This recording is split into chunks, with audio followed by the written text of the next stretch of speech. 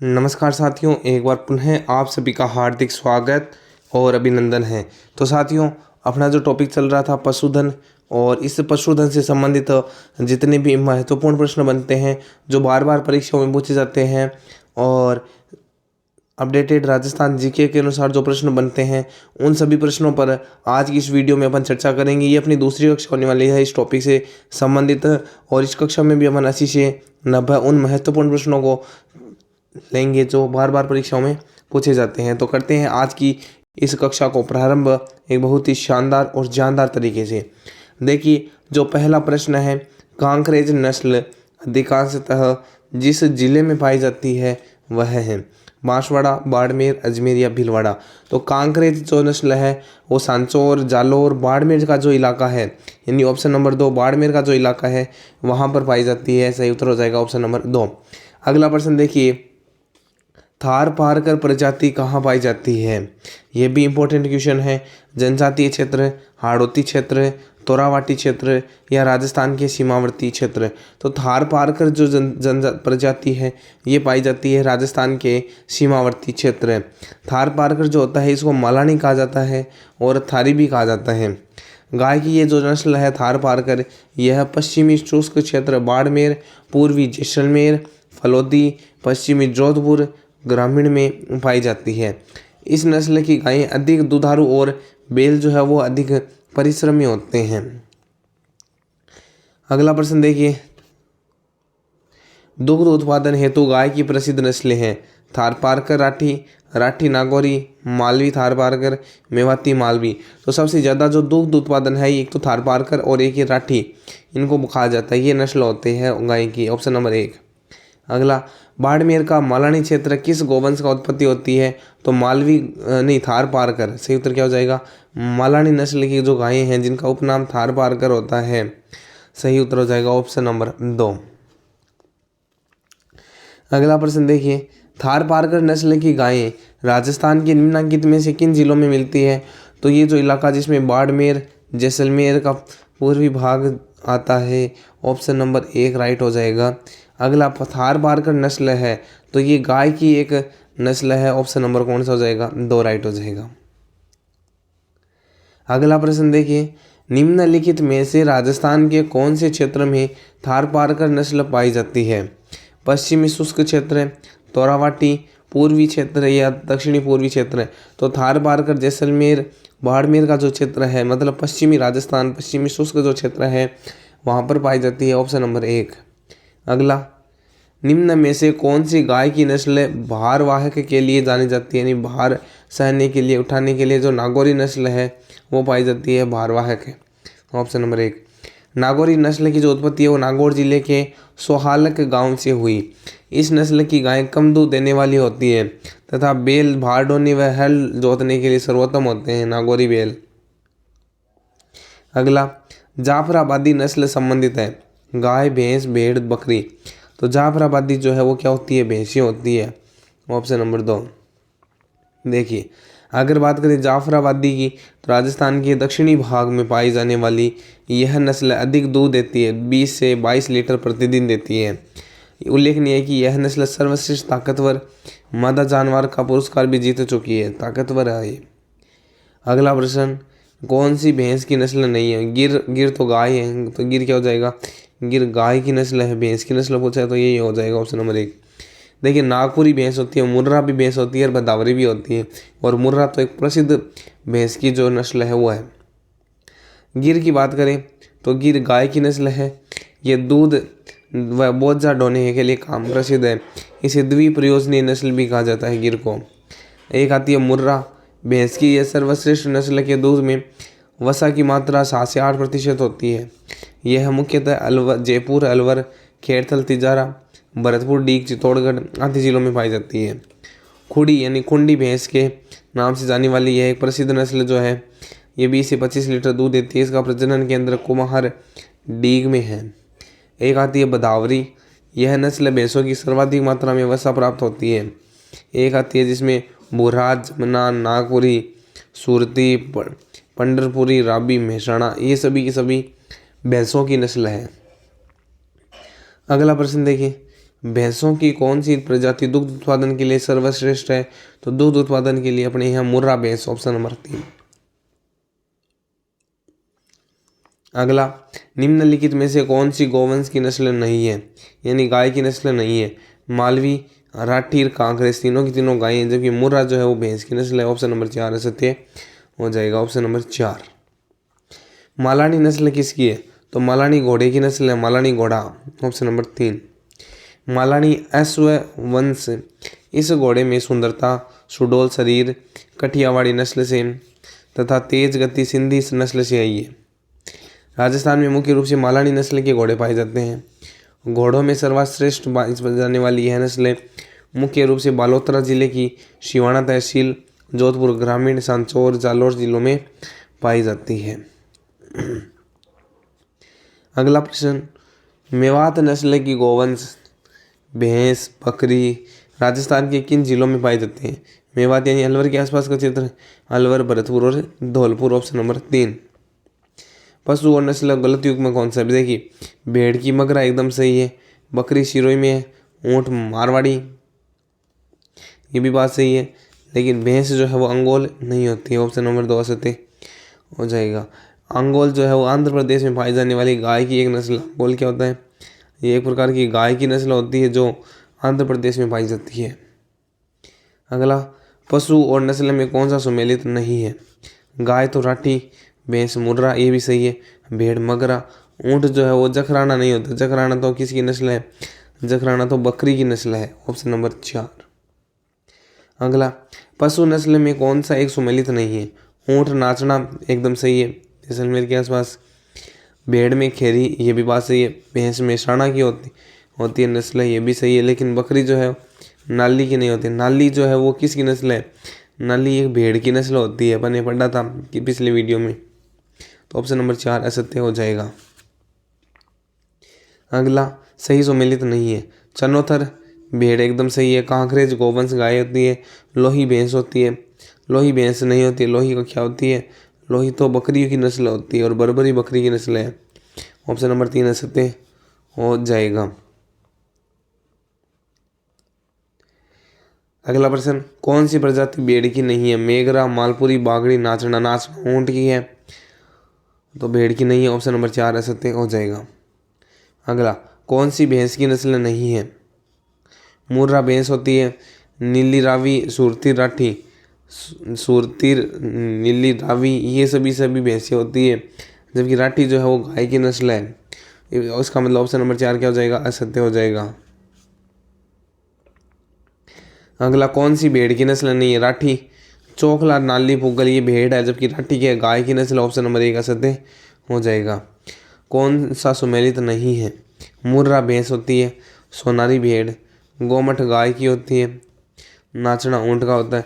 नाचना ऊँट की नस्ल एकदम सही बात है, सोनारी भेड़ होती है, गोमठ जो है वो ऊँट की नस्ल ही है, तो ऑप्शन नंबर 3 असत्य हो जाएगा। कड़कनाथ एक किस्म है, तो ये मुर्गे की है, कड़कनाथ मुर्गा। मुर्गे की नस्लों में देखिए बरना, बरसा, टेनी, असील, कड़कनाथ। कुक्कुट विकास हेतु कड़कनाथ योजना बांसवाड़ा में संचालित है। कड़कनाथ योजना भी है जो कुक्कुट विकास प्रोग्राम चलाया गया है और इसका संबंध है बांसवाड़ा से, ऑप्शन नंबर 4 जो है मुर्गी की नस्ल हो जाएगी कड़कनाथ। अगला देखिए, कौन सा सही नहीं है?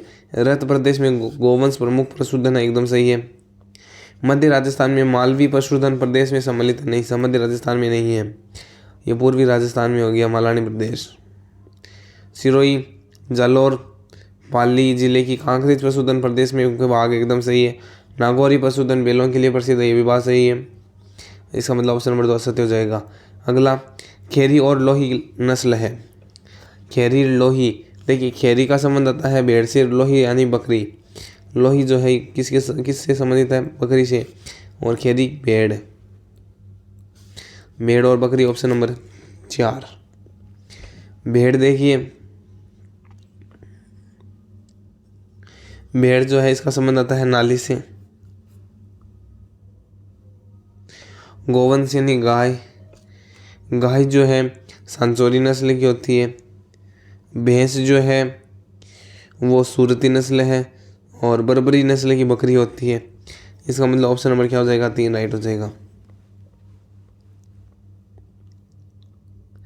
अगला देखिए, लोही बकरी की एक नस्ल है, गोड्डा भैंस की एक नस्ल है, जैसलमेरी ऊँट की एक नस्ल है, एकदम सही है।